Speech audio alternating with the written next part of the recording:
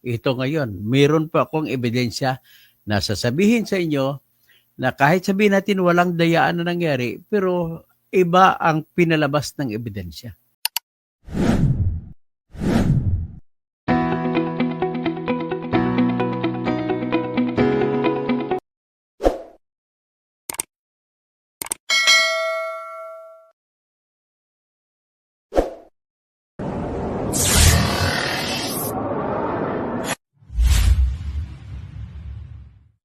Ako'y nanawagan sa inyo, paki-share po inyo ito. Ito ay napaka-importante, napakahalaga na malaman ng lahat.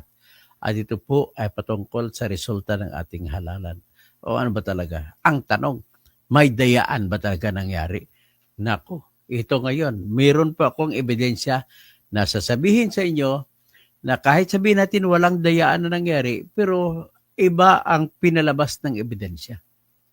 Iba po ang pinalabas ng ebidensya. At sigurado tayo na may failure of election. May katibayan po. O, ito po yun. Ha? O, nais ko muna magbati sa lahat-lahat bago kayo magdasal muna tayo, no? Para sa si Allah at saka kung mga Diyos natin na pagtawag ay kasihan sana tayo at para naman mabigyan ng liwanag ang isip ng bawat Pilipino.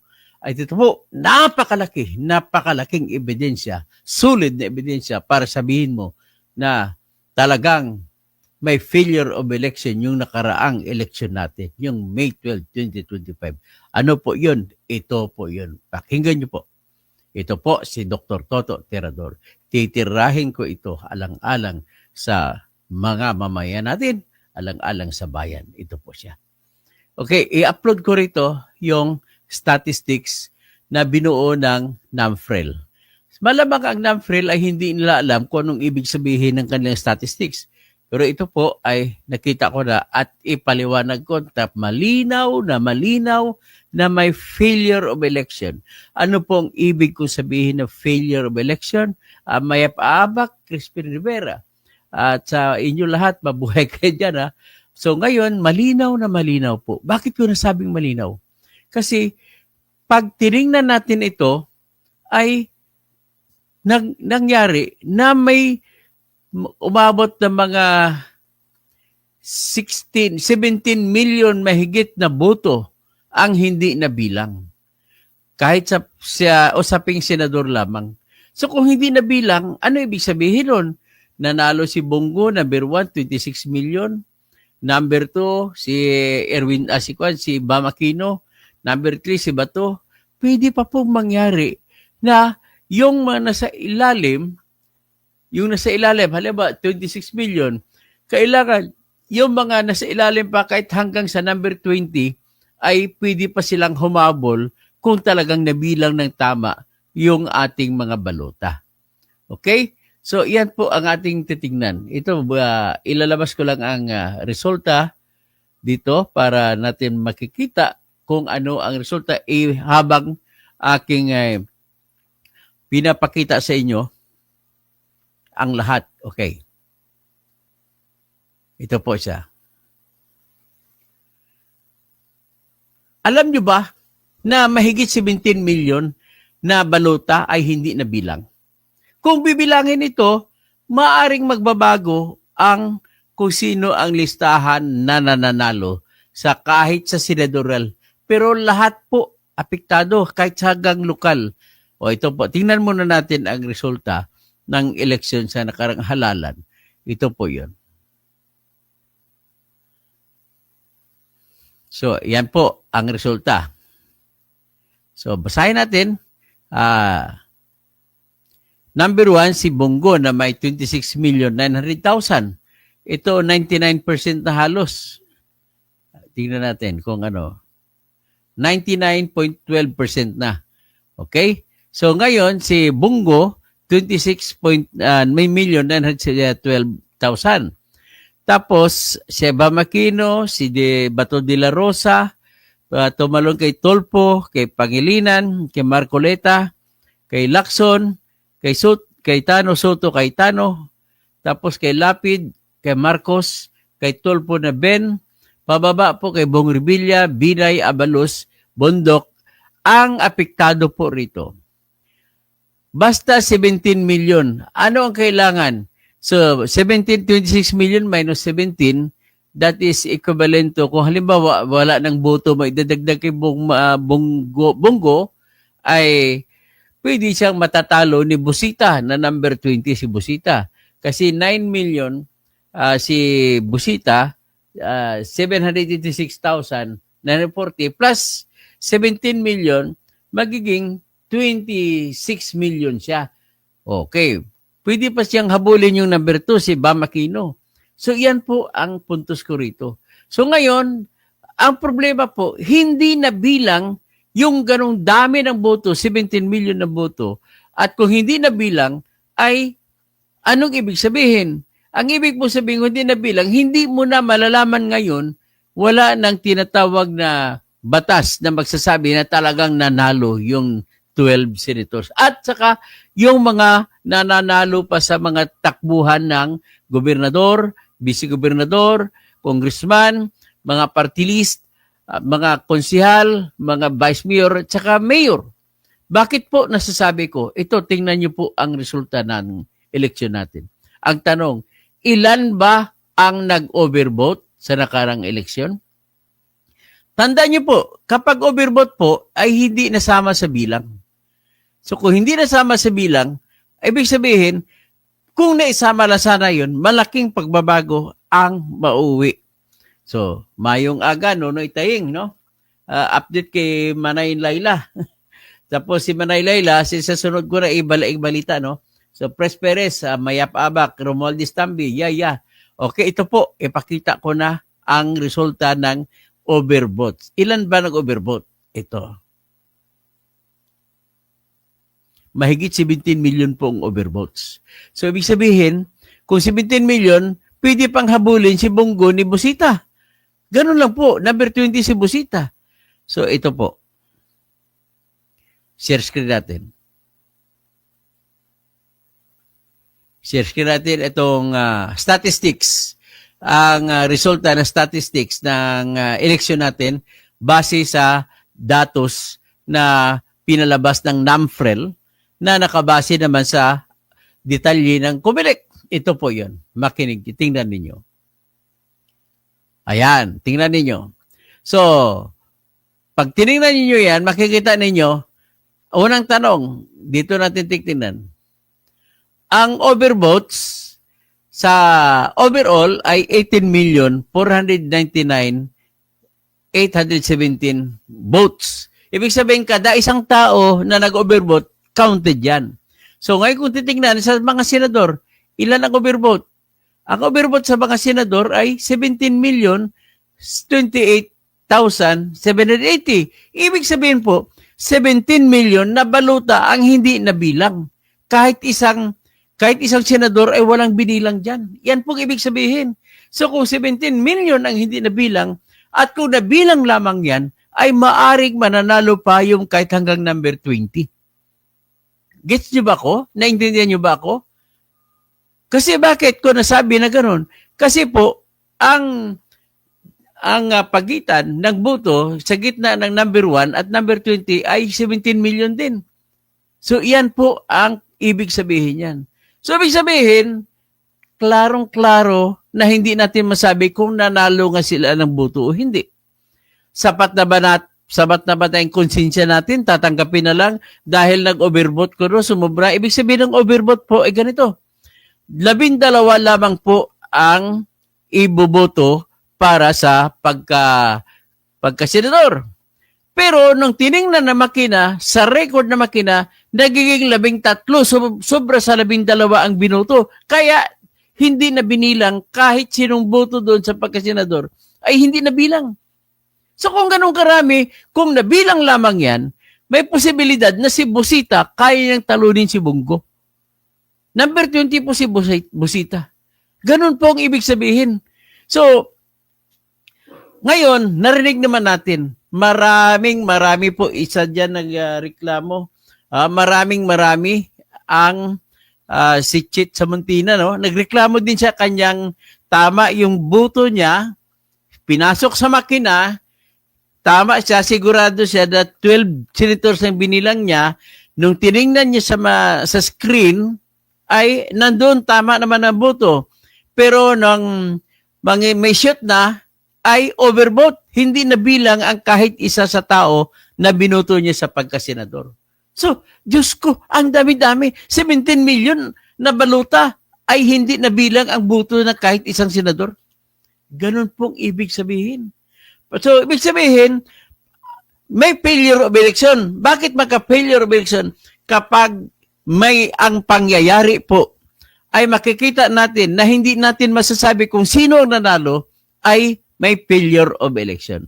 Ngayon, sa dami ng overvote na hindi man nabibilang, hindi nasama ang bilang ng botante sa mga overvotes na 17 million mahigit, ibig sabihin, may 17 million pa pwede idadagdag sa pinaka-lowest na nakakuha na score.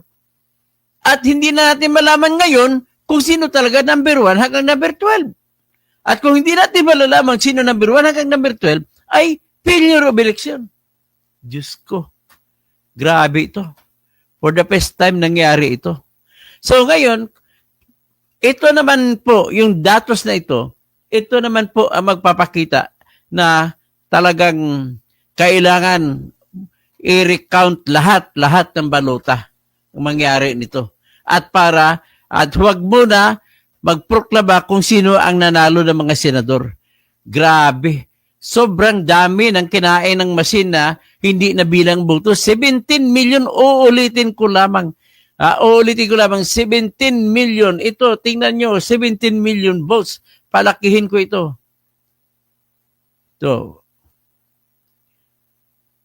Ito, 17 million votes po ang hindi nabilang. So sa senador lang pinag-usapan natin. Pero sa mga congressmen, House of Representatives, 409,000 mahigit ang hindi nabilang na boto dahil overvotes daw. Pagdating sa party list, ang hindi nabilang na boto ay 3,315,487. Sa provincial governor, 490,000 na boto ang hindi nabilang. Sa provincial vice governor, 260,171 ang hindi nabilang. So, sa member na Sangguniang Panlalawigan, 1,642,263 na balota ang hindi nabilang. Sa mayor, 359,000 ang hindi nabilang. Vice mayor, 258 na balota ang hindi nabilang. Ang member naman ng Sangguniang Panlungsod, 4,570,164 ang hindi nabilang. Member ng Sangguniang Bayan, 6,927,014 ang hindi nabilang. Yan po, ganun ka rin nakaka-alarma talaga ito. Sapat na po yung dami na yan para masabi natin na may failure of election. Tandaan nyo, magkaroon ng failure of election kung hindi natin malalaman kung sino talaga panalo. So ngayon, dahil nakita natin na 17 million mahigit ang balota na hindi nabilang, dahil sa overvotes ko ay may failure of election. Tandaan niyo, marami po ang nagreklamo. Marami tayong natanggap na reklamo na nakalagay pa sa internet na tama naman ang dami ng tao na binilang nila, pero bakit nalista ng makina overvotes? So, ibig sabihin, 17 million mahigit na balota ang hindi nabilang. Diyos ko, failure of election po ito. Ang mangyayari nito ay ako mismo, hindi magre-reklamo ako. Ngayon, may isa pa ako nakita. Tapos ito pa. Ito naman siguro ay ito pa. Tingnan ninyo. Tingnan ninyo ito. Ang election sa unang bahagi dito may nakalagay na election returns 99.13%. No, nakikita niyo ba nasundan niyo ba ako? So, sa ilalim niya ng box na ito, mayroong clustered precincts daw ay 93,287 precincts. At ang resulta na ipadala ay 92,474. Ibig sabihin, kung ito titingnan mo, ang tanong, gaano ba karami ang presinto? Nakalagay, 93,287 precincts. Kaya pag titingnan mo sa isang datos niya, sinabi niya 99.12% na ang election returns na naipadala. Pero tingnan mo, ilan ba ilang election return o resulta ang naipadala? Sinabi ito 92,808. Pero tingnan mo, gaano karami ang presinto? Sinabi nito 93,629. Bakit hindi nagtama? Dapat pareha ang bilang ng dami ng cluster precinct sa itaas at saka sa ibaba. Bakit dito sa ibaba 93,629, sa itaas 93,287? Ito naman sa voter turnout nakalagay 82%, 82.83%, nakalagay 56,683,034 voters out of 68,431,965 registered voters. Ilan ba talaga registered voters? Bakit pagdating sa baba, ang registered voters naging 69,773,653. Ano ba talaga ito? Attorney George Erwin Mojica Garcia. Ano ba ito? Hindi ako papayag kahit nanalo pang kapatid ko. Hindi ko tatanggap na nanalo kapatid ko sa pagka-board member kung ganito pala ang labas. Klarong-klarong daya. Hindi lang daya ito. Failure of election na nangyari.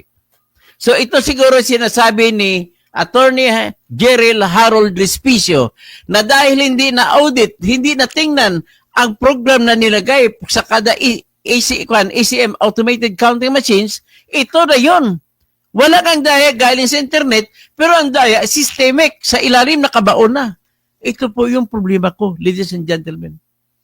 So, 17 million pong overvote. Marami po ang nagreklamo, ATC Junior, na hindi sila, this swear to God, hindi sila overvote. At bakit naging overvote? Ako mismo magsasampa ng petition, isubmit ko sa COMELEC bukas for declaration of failure of election. Ang mangyari nito. Yan po ang gagawin natin. So, napakasama. Mabuti sana kung mga kukunti lang ang porsyento 17 million is how many percent of the total voters? Ang total voters natin is, lagay natin. Ay, nako. Kakatakot to. Kakatakot na senaryo to. So, sabihin natin, rounding up na lang tayo. 17 million, 28. Tapos, ang bilang ng bumoto sa sabi nila ay nako, nakakatakot. 26 million kay Bongo. So, ilan kaya ang bumoto? Sabihin na natin na 58 million. Sa 58 million, kung 17 million is how many percent of 58 million na lang? Yan ang dami ng bilang ng butante na hindi na bilang. So, ito, bibilagin natin. Calculator. So, 17 million divided by, sabi natin 58 million na lang ang butante na nakaboto. Yan. My God, 30%. 30% po ng butante ay hindi nabilang ang boto. Hay, nako. Nakakatakot ito. This is now a case of failure of election. Magka-failure of election po, ulitin ko lang, kung hindi mo malalaman kung sino panalo. Hindi to malalaman po kung sino panalo? Hindi po. Sapagkat alam naman natin na marami magkapwedeng may iba ang resulta kung nabilang lamang ang 17 million na overvotes. Ay, Diyos ko. Hindi ko maintindihan bakit nagkaganito ito. Oh, tulungan niyo ako. Baka kung ano dito. Ay, nako. Ano to, Miro? So, wala. Hindi na ako naniniwala na yung top 12 ay panalo. Nako. So, ganito ang gagawin natin mag-shoutout na lang ako, tulungan niyo na ako, i-plus, i-kwan yung tawag nito, i-share ng maraming nakakalam. Gusto ko mga politiko, lahat makakaalam. So approximately tama 30% na boto ang hindi na kwan, ang hindi na bilang. So, kinukonsideran lang disqualified kwan, stray votes. Nako. Biro mo, 30% na botante, hindi nabilang ang kanilang boto. Grabe. So, Charlie Lee, so well done. O Magdalena Santiago, sir, dapat na imbestigahan po. Marami po nagtataka. Grace Nisi, yung election ngayon, parang singaw, hindi maka-exciting, di tulad ng presidential. 2016, exciting malaman if sino nanalong presidente. Florentino Salboro, so Toto PLSN, hindi ko maintindihan po, pasensya na po. ATC Junior, so 17 million na overvote. Ang sigurado lamang na panalo ay top 5 vote getters sa kinasalukuyan. Ang number 6 to 12 ay pwede pa na matalo. Si Karl Marx, duda ako kung yung audited version na 3.5 software na inilagay sa ISM ang dahilan kung bakit nagka-overvote. Tama po. Kayen Pensuna, paano mag-overvote? Baka sinadya nila. Baka meron nakapil na ink sa 10 to 20% at binasa na makina. Grace Nisi, attorney, si Mahalika nag-live po. Talagang marami daw hindi mabilang na boto. Noipi Sports Pride, naniniwala talaga ako na nanalo ang Duterte by landslide dito sa amin, Batangas. Lahat ng kilala ko dito, Duterte ang gusto nilang mga iboto. Marami problema talaga, mga machine. Mila Muida, good morning to Dr. Toto. Daddy, pag may mistake pala nagawa ng botante, hindi siya babutuhin. Hindi lang binilang, nakaboto naman siya, nakapasok naman ang kanilang baluta, pero hindi na binilang. Bing Liwag, ang yaman-yaman na siguro ni Erwin Garcia after election. Mr. Romualdez Tambi, dami pala. Hindi to biro, 30% po na botante. Ang binoto nila hindi na bilang. Pagdating sa kahit pa lang sa senador lang lamang. So, Dad D, good morning Dr. Toto. Kayen Pinsuna, ano ang tawag sa daya nila? Predicted programming and selected programming, dagdag bawas. Grace Nisi, good evening po. Attorney Toto, final na po ba yung Magic 12? Para hindi maging final, gagawa po ako ngayon na alarma po ako. Gagawa ako ng petition, i-file ko ngayon mismo gabing-gabi to. Madaling araw sa Comelec. Doon ay taying. May kakatuto, ano update kay Manay Layla? Sa bukas na lang po siya kay Manay Layla po. Pris Perez, Mayap Abak, Mr. Romualdez Tambi, Christine Rivera. Okay, ganun hanggang muna. Diyan lang tayo. Pakipasa po ito para malaman ng lahat na malay. Grabe ang ginawa ni Erwin de Garcia. Jaime Aguinaldo, very vivid perception, sir. Sama tayo magreklamo. Wala na tayo kakampihan kung sino, kahit kanino kayong kandidato, magtulong-tulong tayo. At hindi na ito pwede. Kahit makabibiim ka man, makadidiis ka, makakakamping ka man, kailangan na magsampa na tayo nagreklamo. Lahat, ito, failure of election na ito. Very vivid perception, sir. Sama tayo magreklamo. Failure talaga yan. Very significant ang number, 17 million ang disenfranchised. It could win or lose a candidate.